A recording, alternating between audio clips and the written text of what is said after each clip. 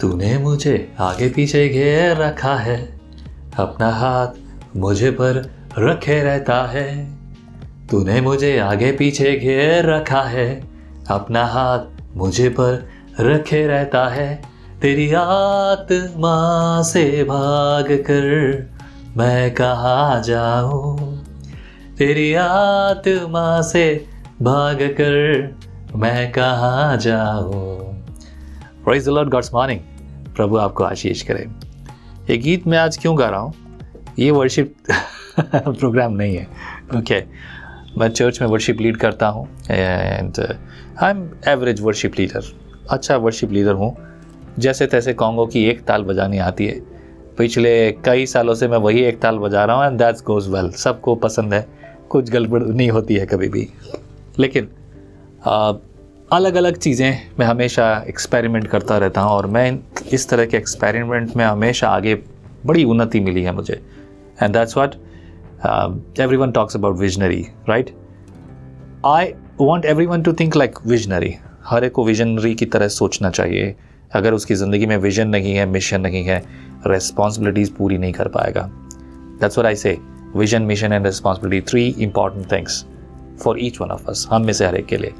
चलिए आज मैं बात करना चाहता हूँ, मैं ये गीत क्यों गा रहा हूँ। मैं एक संडे स्कूल का टीचर हुआ ज़बरदस्ती।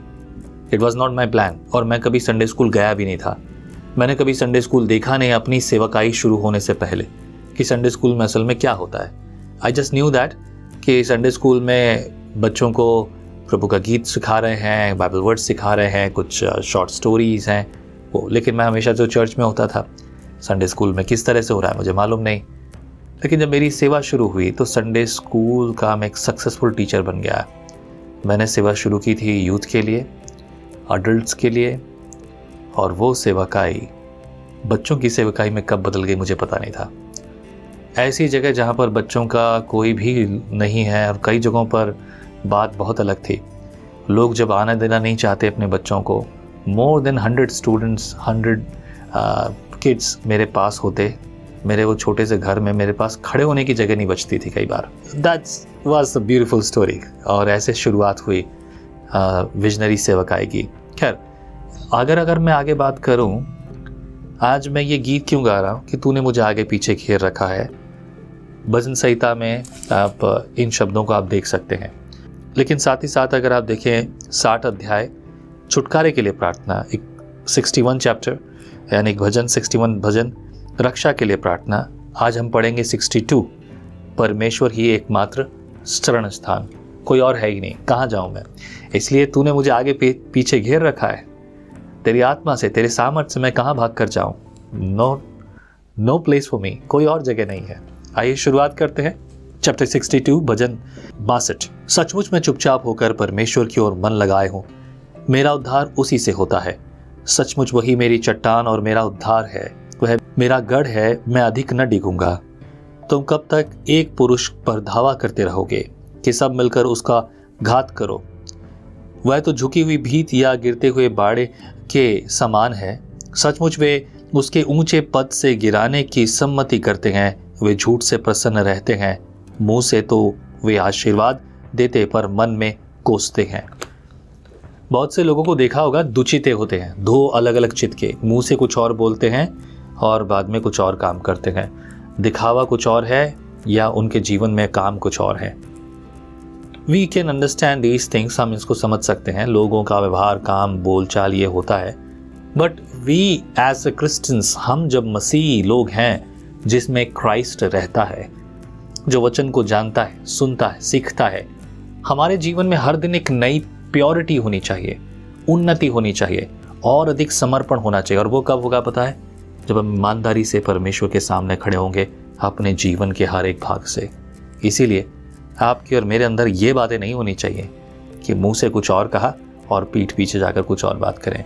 देयर आर सर्टन टाइम्स, ऐसी चीज़ें आ जाती हैं जब आप किसी को नाराज़ नहीं करना चाहते, किसी के बारे में कुछ बोलना नहीं चाहते, विच इज़ ओके।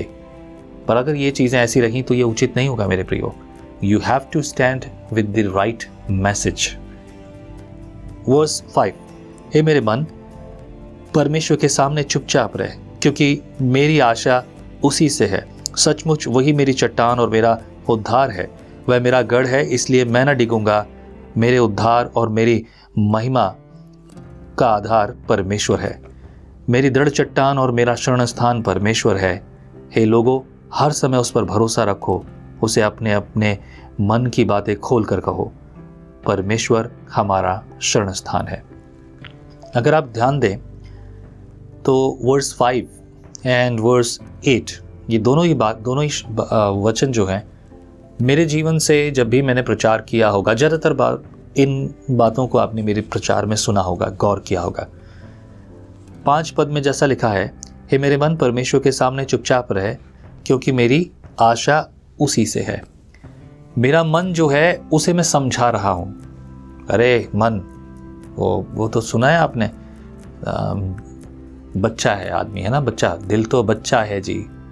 एक गीत था और इस गीत पर बहुत कंट्रोवर्सी हुई थी। आई डोंट नो, मेरे ख्याल से कंट्रोवर्सी शायद सही शब्द नहीं होगा, पर गीत के ऊपर बड़ा विवाद हुआ था। गीत के लेखक ये कहते हैं कि ये गीत मैंने लिखा और इन्होंने मुझसे चोरी किया है। ये एक बड़ी न्यूज़पेपर की न्यूज़ थी और काफ़ी समय तक उस पर केस चला। I don't know what happen last, पर शुरुआत की सुर्खियाँ ज़रूर आती पेपर में, लेकिन परिणाम बहुत मुश्किलों से आते हैं अगर ये नेताओं के केस हों तो, उनको छोड़कर। खैर, यहाँ पर मैं एक मैसेज हमेशा प्रचार करता हूँ, कीप क्वाइट, सिट असाइड। अपने मन को, हे मेरे मन, यहोवा को धन्य कहे। मन के बारे में बाइबल में बहुत बार अलग अलग जगहों पर डिटेल से आया है, बहुत गहराई से बात हुई है कि मन को कैसा होना चाहिए, मन को कंट्रोल करना, मन के बारे में बहुत सी बातें। और यहाँ मन को कंट्रोल करने के लिए मन को डांट लगाई जा रही है। क्या कह रहा है? हे मेरे मन, परमेश्वर के सामने चुपचाप रहे, क्योंकि मेरी आशा उसी से है। सचमुच वही मेरी चट्टान और मेरा उद्धार है, वह मेरा गढ़ है, इसलिए मैं न डिगूंगा, हमेशा अटल बना रहूंगा। हमारे मन में बहुत सारे सवाल हैं, परिवार को लेकर, दूसरी बातों को लेकर, चिंताओं को लेकर। कई लोगों की प्रार्थनाओं का उत्तर नहीं मिला सालों से, तब वो मन में कुड़कुड़ाएंगे, वो गुस्सा करेंगे, वो भागेंगे, वो अपने मन से ये सोचेंगे कि छोड़ दो, कोई फ़ायदा नहीं, मेरी ज़िंदगी तो आज भी नरक जैसी है, मरने के बाद भी मैं नरक में जाऊं तो कौन सी बड़ी बात है, रहने दो मेरी ज़िंदगी ऐसी। मुझे ज़रूरत नहीं उद्धार की, मुझे ज़रूरत नहीं यहोवा परमेश्वर की, मुझे ज़रूरत नहीं यीशु की।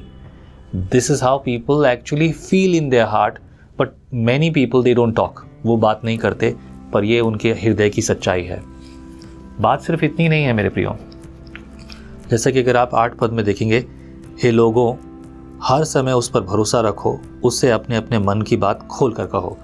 हर समय, समय चाहे जो भी हो आपका, it's not about morning, evening, afternoon और नाइट और डे और any other time in the 24 hours. 24 घंटे में से कोई भी समय हो, उसके बारे में बात नहीं हो रही है। हर समय, हंसने का भी समय, रोने का भी समय, उठने का भी समय, जागने का भी समय और बात करने का समय, चुप रहने का समय, वही समय जो इस समय युद्ध का भी समय है। समय चाहे जो भी हो, you have to be happy with the Lord. फिलिपियों की पुस्तक में भी यही लिखा है ना। फिलिपियों की पुस्तक 4:4 में 4, 5, 6, 7 पढ़िए, आपको बहुत सारी बातें मिलेंगी सुनने को और प्रेरित होने के लिए। इसलिए हे लोगों, हर समय उस पर भरोसा रखो, उससे अपने अपने मन की बात खोल कर कह दो, खोल कर बता दो, क्योंकि वो सुनता है, मुर्दा नहीं है, मूर्ति नहीं है। आपकी प्रार्थना वो सुन रहा है। Either you're driving, either you're walking, either you're working, either you're cooking, either you're eating, either you're talking, either you're sleeping, whatever you're doing, आप चाहे जो करते हो, आप चाहे उठते बैठते सोते जागते खाते पीते आते जाते देखते सुनते सुनाते, चाहे जो कुछ करते हो, आपकी प्रार्थना परमेश्वर सुन रहा है। और बहुत बार मेरी प्रार्थना ऐसी ही होती है लोगों के लिए। आई जस्ट कीप मूविंग, मैं काम कर रहा हूँ, विचार कर रहा हूँ, लिख रहा हूँ, सुन रहा हूँ, जो मुझे याद आता रहता है मैं उसके लिए प्रभु को बोलता रहता हूँ, प्रभु याद कर, मैंने उसके लिए मांगा था तुझसे, मैंने जो मांगा था उसे तो पूरा कर। God knows everything. मैं ऐसे शब्द से प्रार्थना करना पसंद नहीं करता, but I know the spirit, परमेश्वर आत्मा मुझे किस तरीके से तैयार करता है। And you have to have that braveness in your heart. Verse 9, सचमुच नीच लोग तो अस्थायी और बड़े लोग मिथ्या ही हैं, तोल में वे हल्के निकलते हैं, वे सब के सब सांस से भी हल्के हैं। अंधेर करने पर भरोसा मत रखो और लूट पाट करने पर मत फूलो। चाहे धन संपत्ति बढ़े तो भी उस पर मन न लगाना। परमेश्वर ने एक बार कहा है और मैंने ये 2 बार सुना है कि सामर्थ परमेश्वर का है, और हे प्रभु करुणा भी तेरी है, क्योंकि तू एक जन को उसके काम के अनुसार फल देता है। तू एक जन को उसके काम के अनुसार फल देता है। परमेश्वर कभी किसी का रखता नहीं। कुछ लोगों को ना ऑफरिंग देने के लिए बहुत चिंता होती है, और वो ऑफरिंग ना देकर अपने जीवन में बड़ी समस्या को लेकर आते हैं। मतलब वो एहसास जो जीवन में होना चाहिए उसे नहीं समझ पाते। बट वेरी सिंपल फंडा, test and see the Lord. परमेश्वर को टेस्ट करो और उसके स्वाद का आनंद लो, पहचान लोगे कि तुम वो किस तरह का परमेश्वर है। एक व्यक्ति किसी दुकानदार को, यानी कोई गाड़ी खरीदने गया है, तो बिना किसी झिझक के वह वहाँ पर एडवांस पैसा जमा करके एक पर्ची लेकर आ जाते हैं, ये सोचकर कि मैंने जो एडवांस पैसा दिया है, डाउन पेमेंट दिया है, और वो गाड़ी मेरी हो गई और वो मुझे ठीक टाइम पर मिल जाएगी। क्या हो कि डीलर यदि भाग जाए? ऐसी परिस्थितियों में आपके पास फेथ है, विश्वास है, भरोसा है, और ये विश्वास भरोसा जो आपका है, वही विश्वास आपको मजबूती से खड़ा करेगा। So conclude of this chapter is remember the Lord God is yours. वो आपका है, and you have to pray to him. He will listen to you and respond to you at that right moment. Amen. प्रभु आपको आशीष करे। Let's pray together.